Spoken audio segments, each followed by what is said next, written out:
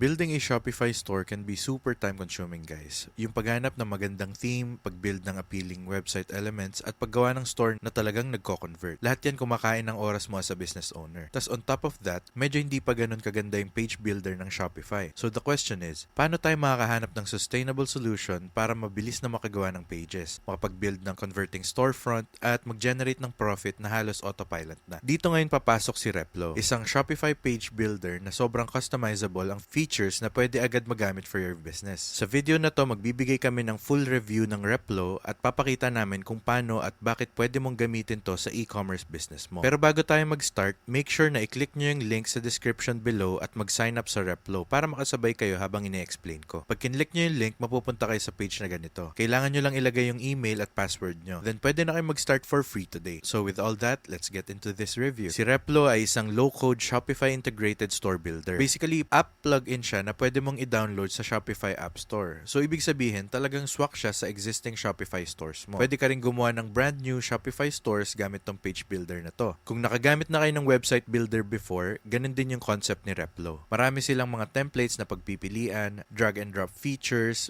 kaya madali lang mag-edit. At syempre, sobrang user-friendly na UI system na madaling mag-edit. Meron din silang bagong AI feature na tinatry ngayon. Doon pwede kang gumawa ng buong storefront from scratch gamit ang ilang info sa prompts nila. Mabigat yun. And as far as I know, bago pa lang yung ganong tool sa mga online e-commerce store builders. Now, alam ko na iniisip nyo na kung magkano ba to? Libre ba talaga? At paano ba gumagana yung buong system? Kung pupunta tayo sa pricing page ni Replo, meron silang tiers na pwedeng pagpilian. From the basic tier, meron silang $99 or around 5k pesos per month option na may kasamang features like unlimited drafts, 10 published sections in stores, advanced Shopify integration, hundreds of library components, version history, unlimited collaborators, and of course, email support. Solid option to, guys, kung nagsisimula pa lang kayong mag-build ng pages sa Shopify at wala pa kayong malaking team. Perfect na to para matry mo yung features nila at ma-explore yung marketplace. Kung gusto mong mag-upgrade at makuha yung ibang features, pwede kang tumingin sa plans like standard or growth plan. Mas maraming options dito for team building and of course, mas maraming stores and sections na kasama. Yung malaking benefit ng standard option na $249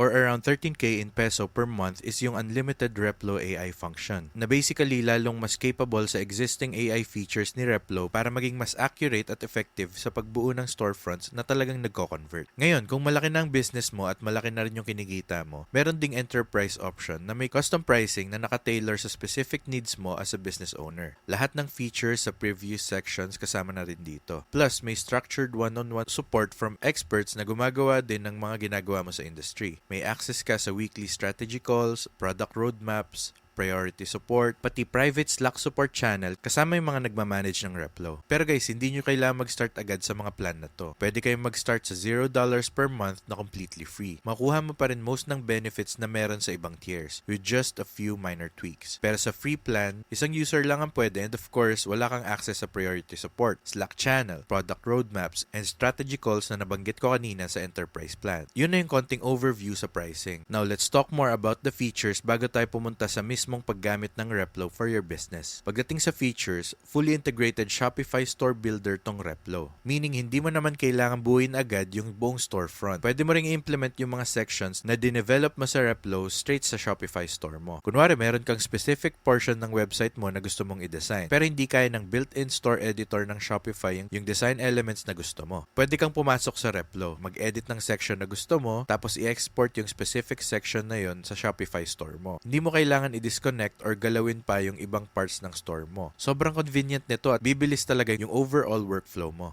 Isa pang maganda kay Replo is yung massive template library nila na may hundreds of different templates na pwedeng pagpilian. Lahat ng templates infinitely editable, meaning pwede mong i-customize exactly sa gusto mong itsura. Magkaka-access ka din sa 24/7 live support para kung sakaling may ma-encounter ka na glitches, issues, or problems, may team sila na ready tumulong anytime. So now, alam na natin yung mga basic features ni Replo at kung paano siya magagamit for your business. Ngayon, let's dive in kung paano siya gumagana. Pag ginamit nyo yung link sa description at nakapag-sign up kayo, video, mapupunta kayo sa ganitong page. Dito nyo makikita lahat ng current projects nyo within Replo. May mga stores akong na-edit na, pero papakita ko pa rin kung paano mag-start completely ng new store from scratch para di kayo malito. All we have to do is punta tayo sa top right corner, tapos click natin yung add new project. Mapupunta tayo dito. Tatanungin tayo kung gusto nating mag-connect ng existing Shopify store or gumawa ng bagong project na walang Shopify store. Katulad ng nabanggit ko kanina, isa to sa mga benefit kapag gumagamit ka ng Replo. Kasi pwedeng i-import mo na lang yung existing Shopify store mo tapos i-edit gamit yung software nila. For this specific video, since wala tayong Shopify store, gagawa na lang tayo ng project without a Shopify store. Gawa natin ng simpleng name. Let's say, test. Para lang sa video na to. Tapos piliin natin yung workspace and click natin yung create project. After nun, mapupunta tayo dito kung saan may mga options na pwedeng pagpilian as a starting point. Yung first option is gumawa ng blank page, which is literal na blank page na walang kahit anong laman. Mag-i-start ka talaga from scratch gamit tong option na to. May templates din na nabanggit ko kanina sa video na super helpful kasi pwede mong i-edit agad yung mga existing frameworks na pwede mo talagang gamitin for your business sa e-commerce store mo. Meron ding Replo AI na sobrang galing kasi pwede kang makagawa ng custom features sa kanya. Pwede mong sabihin sa prompt na gusto ko ng ganito, gusto ko ng ganyan, tapos mag-generate siya ng fully functioning working sales page gamit yung editor ni Replo. For this specific video at para simple lang, gagamit tayo ng template. So, ayan guys, click natin yung start from a template. Mapupunta tayo sa Replo Marketplace. Sobrang dami ng templates na available dito. Hundreds or baka thousands pa. Depende sa style ng website na gusto mo at kung anong klaseng features ang kailangan mo. For the sake of example lang, hindi tayo gagawa ng specific design dito. Pipili lang tayo ng random template. Let's go with itong ritual homepage. Gusto ko yung aesthetic at itsura nito. After mong pumili, pupunta ka dito, tapos click mo lang yung create new page. Pagka-click mo, maglalagay ka na lang ng ilang details about kung ano yung gusto mong ilagay sa page like URL, SEO settings, at pwede ka din maglagay ng product template sa Shopify section kung connected yung Shopify store mo. Tapos click mo lang ulit yung create page. Maglo-load siya saglit, tapos mapupunta ka dito. Makikita mo na yung buong template in all its glory. Scroll down ka lang at pwede mong i-edit yung mga parts na gusto mong baguhin. Sobrang dali lang din mag-edit sa Replo. Literal na i-double click mo lang yung text na gusto mong palitan. Kunwari, dito sa text na the future. Gusto kong gawing the past, right? Or kahit ano. Super easy lang palitan. Pwede ka rin mag-drag and drop ng mga elements kahit saan mo gusto ilagay sa page. So guys, may mga elements dito like itong container for example na may picture sa background. Kung gusto nyo palitan yung picture, all you have to do is pumunta dito sa right side ng screen. Maraming options dito. Tapos sa baba, nandyan yung link kung saan galing yung background image. Pwede siyang palitan ng kahit anong gusto nyo. Tapos pwede rin akong pumunta dito sa mga buttons, palitan yung mga names, pati yung styling. Pwede ko rin baguhin kung ano nangyayari kapag kinlik yung button, di ba? Kung gusto kong specific website or ibang part ng website yung lumabas, pwedeng gawin yun dito sa may right side. In general, sobrang customizable at easy to use yung e-commerce store editor. It gives you more control sa kung anong ginagawa ng website mo at kung paano siya nagpa-function. Sa left side naman, may kita natin yung layers option. Dito makikita natin yung order ng lahat at paano naka-arrange. Helpful naman to kung gusto mong malaman kung alin yung specific na layer ang nasa ibabaw ng ibang layers at kung anong effect nila sa isa't isa. Depende kung nasan sila sa stock. But in general guys, yun yung basic overview ng Replo. Hopefully nag-enjoy kayo sa video na to. Make sure to click yung link sa description below para makapag-sign up kayo sa Replo today gamit yung affiliate link namin. Please remember na kumikita kami ng small commission from every sign up. So thankful kami sa kahit anong support na binibigay nyo sa channel na to. Sana talaga nag-enjoy kayo. Don't forget to leave a like and subscribe para di nyo ma-miss yung mga bagong videos na pinapost namin. Marami kaming videos about e-commerce sa channel na to. So kung interested kayo sa iba pang content, lalo na yung mga favorite naming e-commerce tools, make sure to check yung link sa description. May kita nyo doon exactly yung mga tools na ginagamit namin for building online websites and stores. Sana nagustuhan nyo yung video and takit sa next one.